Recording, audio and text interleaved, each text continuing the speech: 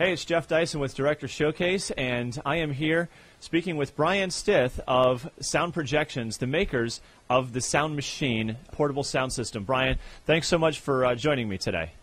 Yeah, it's a pleasure to be here. Now, I know that the Sound Machine is the Mac Daddy of all the portable sound systems. Go ahead and just give everyone sort of an overview of who would use this product, the size of the crowds, where you'd use it, that sort of thing. We'll just kind of jump in from there. Sure, no problem. Sound Machine's a great item. It's probably one of the loudest systems out there on the market as far as a full-range sound system goes. It can get anywhere from 115 to 125 decibels. What is a decibel? Well, it's probably easier to describe it this way. In human hearing, we perceive 10 decibels as being twice as loud. So if you're at 80, if you hear something at 80 dB and it goes to 90 dB, that's basically double the volume. So when you're looking at a sound system of any sort, don't necessarily look at the wattage as much as how much sound does it put out. If it's only putting out 95 decibels and we're putting out 115, we're basically 4 times louder than that sound system is, no matter what the amplification is. So it's very important to think about those kind of things. Sound Machine's a perfect outdoor unit. It's perfect for marching bands or anything outdoors. It does work great indoors. I've used it a lot for gymnasiums, multi-use rooms, things like that. So it's a very multifaceted type of a system. It has a built-in wireless system, which is the Shure PGX wireless. Now that's the 90-channel agile wireless, which also is great. So if you get interference for any reason whatsoever, you quickly change the channel and you're back up and running again within, 10 or 15 seconds. It also has external antennas. This is very important, especially if you're a marching band or somebody that's going to be a distance away from the system. The external antennas allow us to get anywhere from 350 to 400 feet away in an open field. As you get interference, let's say water, which means bodies, so if you have kids on the field, we're mostly water. If you have kids on the field, that's going to shorten that distance of transmission up if you're out there on the field, let's say with a wireless headset or a metronome or something to that effect, and maybe that cuts the distance in half. Well, we're still allowing you to get anywhere from 150 to 200 feet away from the system and still making that same transmission. And now I see on the back of the unit that it has the two systems that are built in. Can you get that with one, or does it come standard with two? No, the options there, we have 2 wirelesses and a CD player. Those are all what we would consider options. I highly recommend getting at least 1 wireless. It kind of defeats the purpose of having a portable system and not being able to have a wireless unit out there. Same with the CD player. Inevitably, if you don't put a CD in, the very first thing you're going to want to do is play music. The second wireless is one of those options where maybe a small school with 1 director, hey, save the money. You don't necessarily need that second wireless. Larger school, maybe you want 2 directors on headsets, or maybe you do want to put that metronome, you're a director that goes out on the field and you want to be able to turn the metronome on and off. We can make the metronome a wireless transmission. So that would be what the second wireless would be for. Not a requirement, but I always recommend getting at least 1 wireless to make it working for the portable sound that you've got it used for.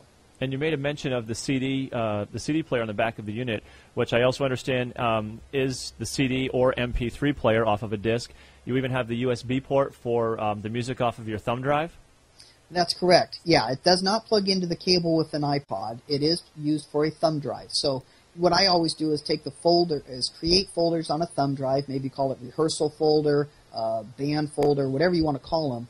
And then I take the MP3 music from my computer and just load them up onto those folders and load those folders onto my thumb drive. When you plug the thumb drive into the system, the display will tell you how many folders there are, and as you search through the folders, it'll read the names of each one to find the one that you want. When you open that folder up and you press play, you start playing the music in that folder. The way they set it up is it's based upon the time code. So if you want the music to play in a particular order, you just put the music into that folder in the order that you want it to play. Excellent. Okay, let's move right down the back of the unit here. I see we've got the talk-over switch. Yeah, talk-over switch is a great little device. If you don't have it engaged, if you leave it disengaged, that would be something if you're doing a karaoke or if you're singing the national anthem, you could have the music playing and singing with it at the same time. If you're a PE coach, maybe you're using it for aerobics instructions, that kind of thing. With the talk-over feature, though, it's very nice. If you engage it, Then, when you're playing the music and you begin to speak, it automatically ducks out the music, so you really don't hear it anymore, and all you hear is your spoken word. This is great for maybe a principal that's using a walkathon or something where they've got music playing. They start talking, they're 200 feet away, music drops out, they make their announcement, music comes back on. It's also really good for marching band directors where maybe you've got a recording of the kids' music that they're learning how to march out on the field to. Well, rather than doing just the metronome, you can actually play the music back, but if you need to make an announcement during that time and you begin talking, the music drops out. So now you can make your announcement, you stop talking, the music rolls back up again. So it's a very nice feature to have. Very nice. Now, I also see we have the wireless mic gain volume there, which is pretty self-explanatory. Also, the 3-band equalizer, which is something that you typically don't see in any sort of portable sound system, but the Sound Machine has it, which is a really nice feature. And then there's the loudness button or the normal. Tell us a little bit more about that. Well, 3-band EQ is quite simply put high, mid, low, and that will give you to adjust to maybe take some of the bass down or add some of the high frequencies if you need to. What's really nice is what we offer is the voice switch, and it's the normal loud switch. In the normal position, the Sound Machine, again, we talked about 115 dB. In the loud position, it adds 6 decibels to the horn itself, thus adding brightness and clarity of sound for the spoken word especially, and that actually will kick it up to about 125 dB, give or take. What that does is really projects the sound. If you're having to go with a marching band and you're trying to project over the music being played, they can hear you. If you're using this, let's say for a soloist, you can mic up a saxophone, and during your performance, that soloist would be playing through the sound system face towards the crowd. Having it in the loud mode breaks through the noise of the crowd and helps to compete with the band being played. So that loud switch is very important to get that extra decibel level for the overall sound of the unit. And now you talk about adding an instrumentalist or even another vocalist, whether it's if you don't have, if you need a third input on here. You've got the mic inputs there, some line inputs, both for the XLR quarter-inch, and I also see some RCA. Tell us more about those. Well, the balanced mic input's pretty straightforward. Those are for standard microphones, SM58s, basically probably any microphone a school has in the system at the school can plug into those 2 channels. The third channel is a little different. It's a line input. And the reason we created that as a line level input, it doesn't have the preamp for the microphone. But as you notice, there's an XLR output of our system also. Many schools will end up using multiples of these for any particular reason. You connect one to another using just a standard microphone cable out of one into that channel 3 of the other, and then setting the volumes accordingly. Then there's the quarter-inch input. That would be if you have a keyboard you want to plug into it, or maybe an electric guitar or something, you could do that. The RCA inputs would allow you to plug in, let's say, your iPod. You have an 1/8-inch jack on one end, plugs to your headphone output of your iPod or any MP3 player, directly into the RCA inputs of this unit. Or maybe you have a secondary old tape deck or something you wanted to play something with. Again, that's what the RCA inputs are for. And then obviously there you had already talked about the line outputs so that you can pretty much daisy chain multiple units together to have basically create an entire system. Absolutely. And there's one other piece on here that that we don't have pictured, but you had mentioned to me earlier, an external speak-on type speaker cable. Go ahead and tell us a little bit more about that and what that's used for.